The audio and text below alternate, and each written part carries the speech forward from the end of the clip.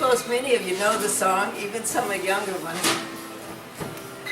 And last week, on the CBC, they said Percy Sledge died. That's Percy Sledge. And it made me choke. I cried, just like I'm choking up now. And sure, I slow danced to that long ago, and probably you haven't. Even now it comes up. But why would I cry? And then I realized it was a hit in 1966, and in 1966, as a student from Berkeley, I went to be a camp counselor in upstate New York in this place called Sharper Room, run by the New York City Mission Society. And it was for kids from Harlem and the Lower East Side, which meant poor and black, poor and Puerto Rican. And they came from a place in New York City called Cavalcade Hall. And it was an institution kind of thing where when your family didn't exist anymore, when everything had broken apart, you were as a child dumped there. Not what we think of as a group home or anything. They were just there when there was nothing left. And I was with a group with girls 13 and 14.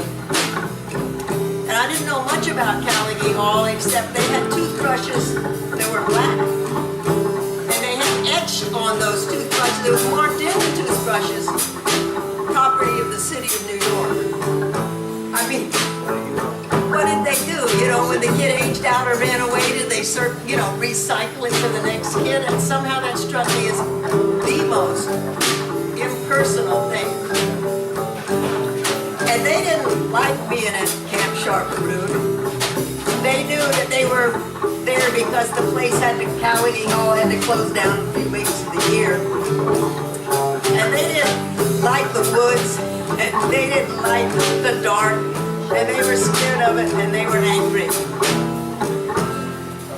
And basically the only thing they liked was the days when it rained, because they would be in the sort of like small hall where they didn't have to play volleyball, and they didn't have to swim in that lake, but you know the lake had things in it that, crawl and stuff.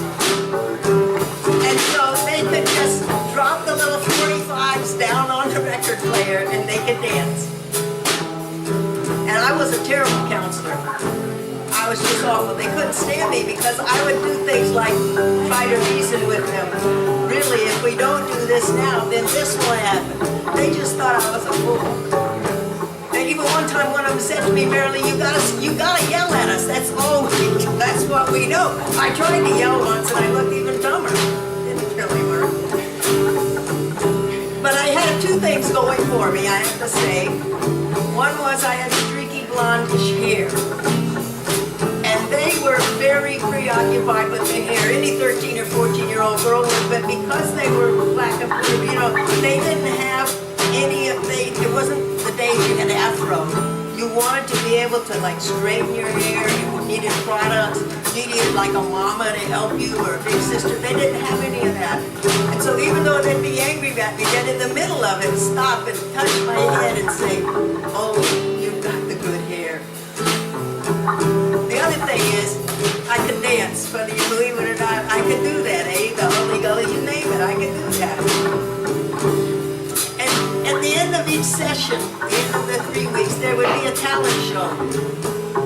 And there was one girl that I noticed because she was not exactly a loner, but they'd have 3 or 4 of them and kind of work on their hair or talk or yell or dance. She wasn't ever a part of things. She was very thin, and though she was clean and everything, you could tell, her hair was getting nappy. There was just, she was just really separate. And her legs, I remember, bent backwards. Not bow-legged, but kind of bowed backwards. And I figured it was, bad nutrition, rickets, probably even before she was born. And she was nice. I don't remember her name. But the night of the talent show, there were all kinds of people would sing, people would dance, whatever. And one of the